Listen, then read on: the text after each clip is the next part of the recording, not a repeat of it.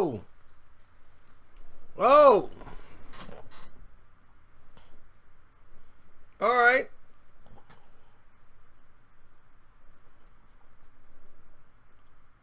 All right. Let's talk about it.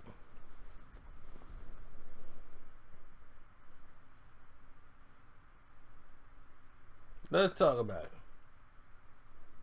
First off, shout out to everybody that's been donating to the page. I appreciate you guys. You guys are the wheels that keep everything rolling. You know, for taking the time out to actually do that is amazing. Don't forget, the Streamlab is beneath you. You guys, all you have to do is click the button and you're there. You could donate to the page that way. The link is below in the description box. Now, with that being said, we move forward. And what we're moving forward with, and don't blame me for this, you know, because you know me, I love to say, I told you so. Nobody loves to say, I told you so more than me. Because I told you so. You didn't listen. None of you did. None of you listened. But I hope you're listening now.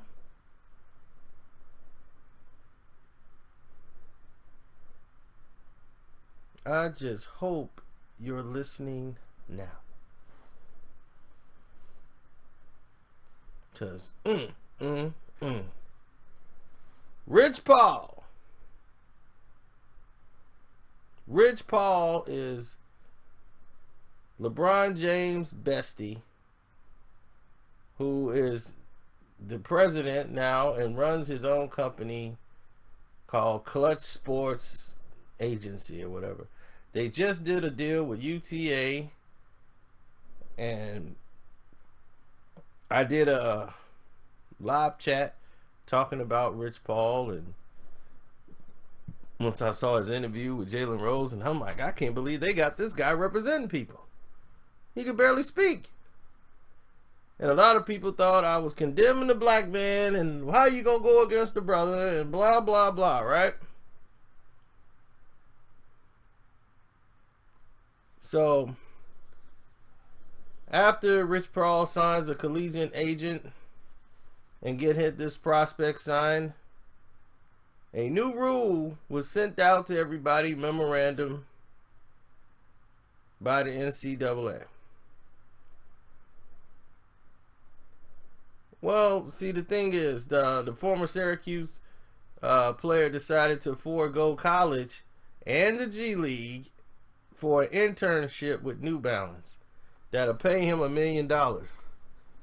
So the membership is also a shoe contract. So Mark Stein had reported it, that the internship was, to be precise, to fold into a handsome shoe contract for him, and he's 18 years old. So this landed with New Balance on the lure of his pro potential. His multi-year deal would pay him $1 million no matter what happened with his NBA career or whatever. So he can get up to like $14 million if he reaches all the performance incentives. So of course the NCAA is not going to like something like that, because, you know, you can't, you can't put value on something like that, or the bodies of the young athletes, without giving them proper compensation. So now this one act threatens the entire NCAA standard of work. So of course I understand why the NCAA came after Rich Paul. They're like, wait a minute, you trying to cut the NCAA's money. So definitely, you gonna take all the top players that's supposed to be coming here? Are you crazy? He committed to Syracuse, and now he's not going to Syracuse? or the G League, now you cutting into a lot of people's money. This is when things become dangerous. When you abuse a system and you try to roughly change something drastically to push agendas, you gonna ruffle the wrong feather.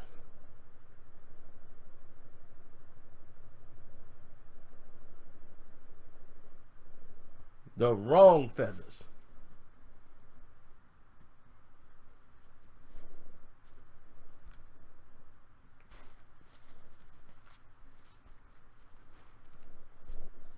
So right away, LeBron James interjects himself. Call it the Rich Paul rule. The NCAA pops up and says that new rules for their clients, they're protecting the eligibility of their clients' athletes. That's right. So now, if you haven't graduated or if you haven't reached certain potentials, collegiately, if you don't have a bachelor's degree certified with an MBPA for a minimum of 3 years, take an in-person exam at the NCAA office in Indianapolis, you will not be able to be an agent to represent student athletes testing the waters for the NBA draft. That is the new criteria for agents who wish to represent student athletes. Bachelor's degree, certified in an MBPA with a minimum of 3 years, take an in-person exam at the NCAA office in Indianapolis. AKA the Rich Paul rule. Now, here's my thing. How many agents right now are representing clients that have this and have went through this process? Now, if they say everybody except for Rich Paul, my thing is, how is Rich Paul able to represent these athletes and do all these different things if he hasn't achieved all these things? Shouldn't he have achieved this? No, y'all gonna be the Rich Paul rule. The Rich Paul rule. Rich Paul is being blacklisted because he's trying to get these young dudes paid, man. These dudes making these money off these young athletes. True. But you know what you get? Free school, free education. You get a free ride. All paid for. Do I believe the college athletes should get some money too? Absolutely. You're getting free college, and you should be able to get some type of money. So the NCAA, yes, I am definitely not in agreement with them not paying anything to the athlete. And anytime the athlete get a little bit of money, they cry when all of these guys pay people under the table anyway for the star athletes. So, and this has been going on for years. All under the books, off the books, tax avoided money.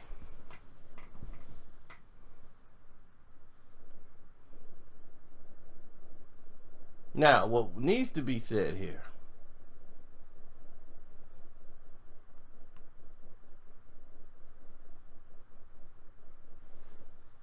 and I did say needs to be said. What needs to be said here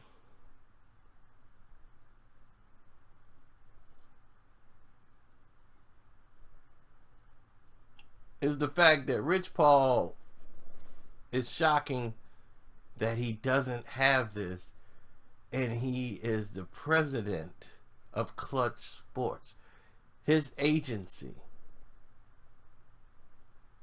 I'm not saying he shadowed a bunch of guys, and I'm quite sure he knows some things. But if I am a person who's looking for a client of course this looks bad on the NCAA. But if you're the NCAA, don't you do something to protect your brand?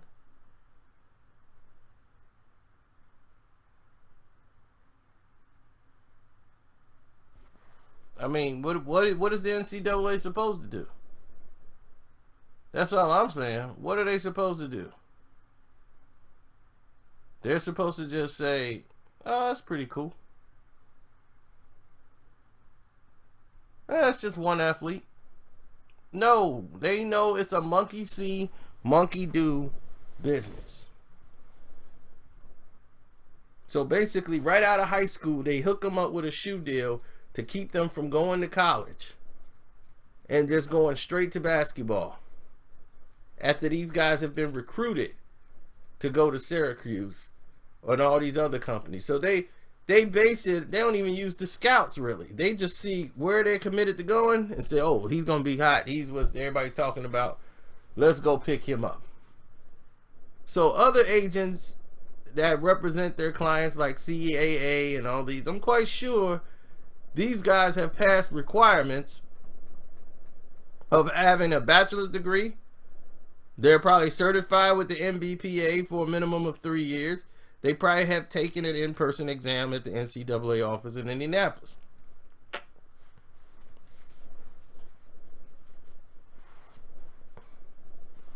Many people think this is ridiculous. But if you're the NCAA, what do you think they're going to do?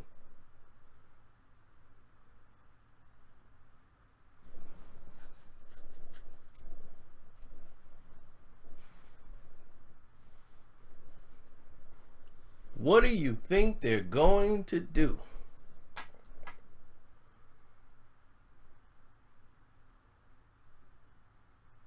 Because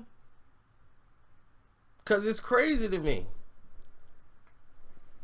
For anybody, and you got to look at both sides of the fence. Don't just say, oh, they just coming after the black man.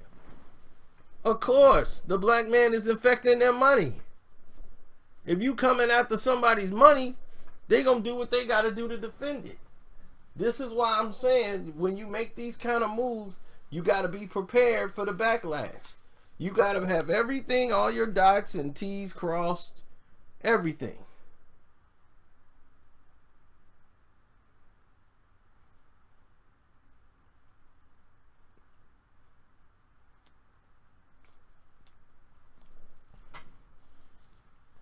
So now LeBron's talking about you're not going to stop anything. See, when people abuse a system and abuse it and abuse it and abuse it, people make changes. And it's not normally good for the next people coming in. Okay? You're not finna change the NCAA. Alright, so let's just stop. The NCAA is not finna change. So you're not changing anything. Nothing's being done that shouldn't have been done before. Nothing's different happening. You're not changing the league.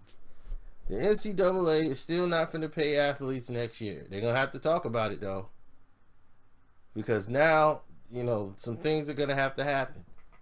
Because you see people are trying to make ways to pay athletes to keep them from going to college. You got more athletes coming out after 2 years. They're not graduating. They're out. The one and done rule. It's like, look, if you come to college, you got to play at least 2 years.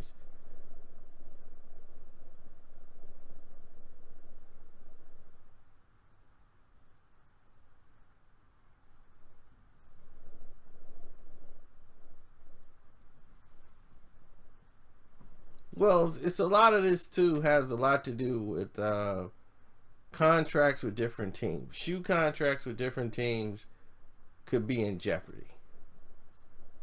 You know, we've seen teams lose their whole shoe contract because the whole contracts normally are negotiated through the schools. So when rival shoe companies come and start taking individual athletes right before they go to college, could be in spite of the fact that they were probably shunned out of a deal from a different school of a shoe brand.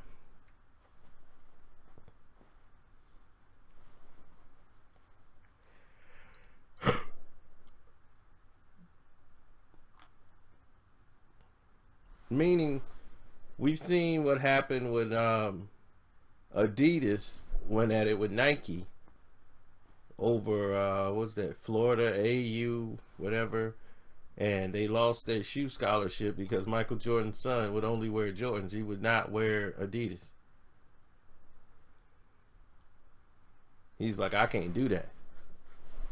Marcus wouldn't do it. Next thing you know, Michael Jordan said, no, my son only wears Jordans, and so they'll pay the fine. So Adidas is like, he cannot wear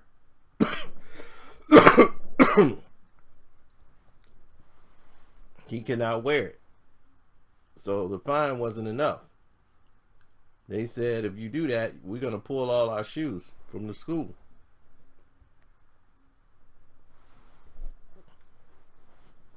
So they were going to sit Marcus because they couldn't afford to lose their whole school scholarship. So Michael Jordan said, lose it. You guys are now sponsored by Jordan Brand.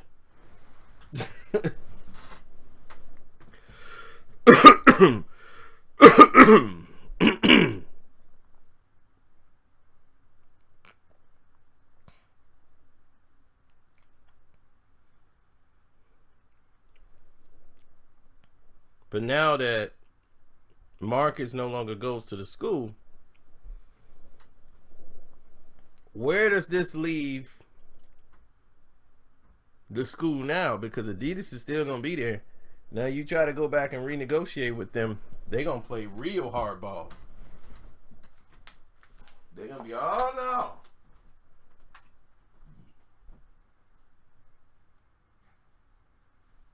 Don't try to waltz back up in here. Now, you've been with Jordan Brand. Now you want to waltz back over to Adidas? Mm-mm.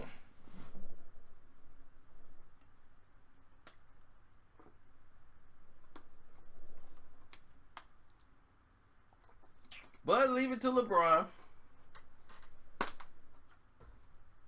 Come in, rock the boat, shake some up, get something started by trying to recreate a new system of a new way of doing things that's hampering the business.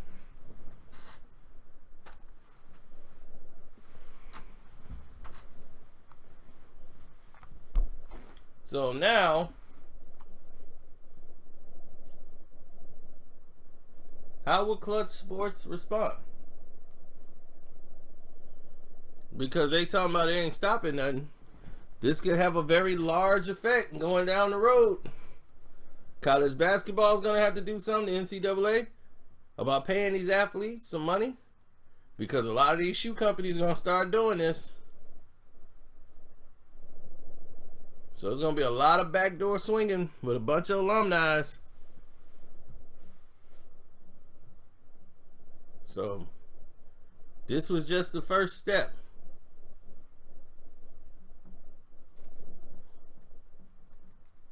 We're going to see what step 2 is.